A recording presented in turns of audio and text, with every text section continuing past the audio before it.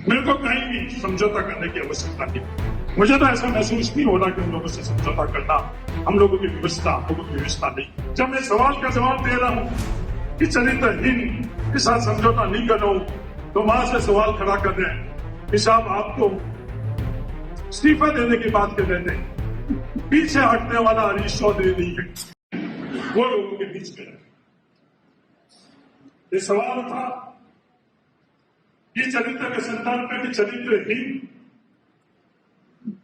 लोगों से आप को समझौता करना चाहिए, नहीं करना चाहिए।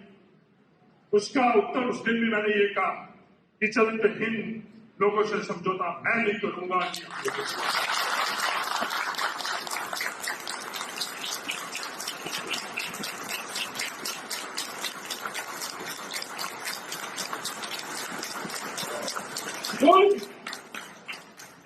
कोई भी आकर मुझे सार्वजनिक मन से ये कहते कि चरित्रहीन ताकतों से समझौता करना चाहिए, तो मैं उसको समझू।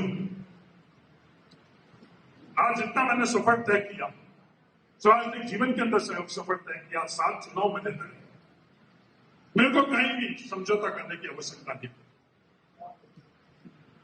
मुझे तो ऐसा महसूस नहीं हो रहा कि उन लोगों से समझौता करना हम लोगों की व्यवस्था, हम लोगों की व्यवस्था नहीं।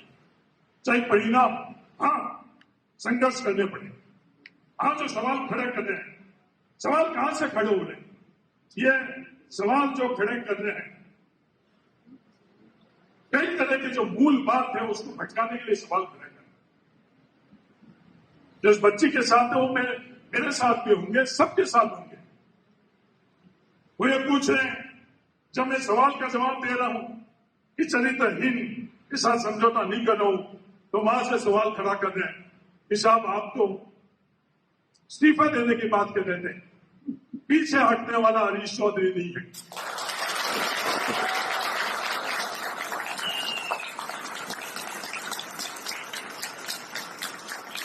उनसे समझौता भी नहीं करेंगे और उनसे मुकाबला भी करेंगे। जो सवाल जो खड़े कर रहे हैं उन लोगों को भी पता नहीं कि सवाल के मूल खड़े करने वाले की मंशा क्या है। वो चाहते हैं कि सवाल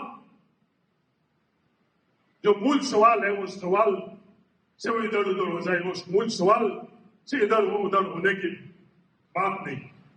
हाँ लड़ाई है, लड़ाई कई दिशा के अंदर लड़ी जाती है।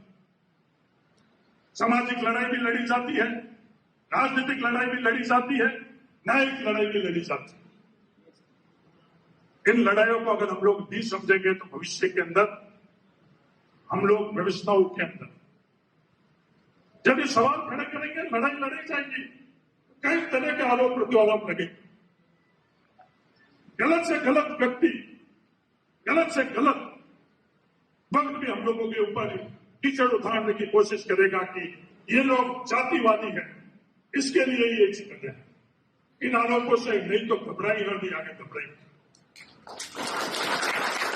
ये जातिवाद है तो शायद उनको जातिवाद पता ही। सवाल का जवाब और उस जवाब पर खड़ा रहना, ये अगर जातिवाद है तो शायद उनको जातिवाद पता नहीं है। वापस दोहरा, ये बातें चलती रहे।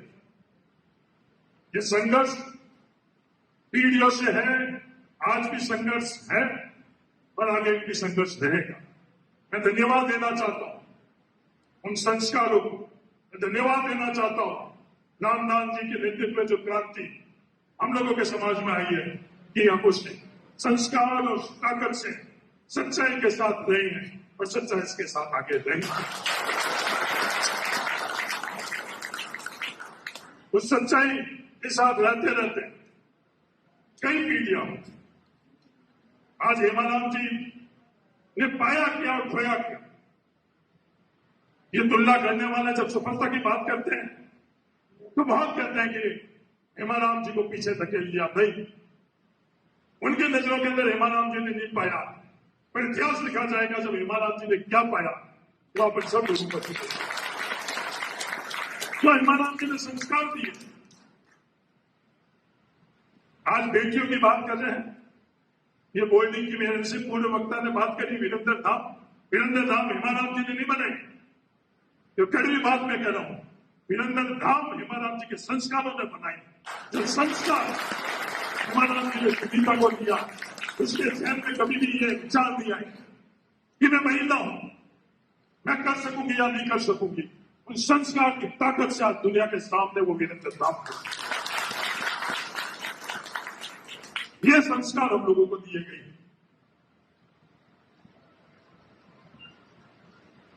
ये भी सवाल किए गए कि संस्थाएं बहुत है, ये संस्थाएं बहुत कम है। बहुत व्यक्तियों की जरूरत है, बहुत संस्थाओं की जरूरत है, बहुत दिशाओं की जरूरत है। इन चीजों का अगर हम लोग नहीं समझेंगे, जब 50 विलेजर्स से निकला हूं मैं, आज भी दुनिया के सामने गर्व से कहता हूं कि वो इकलौता मॉडल नहीं है कोचिंग का क्लास वाला।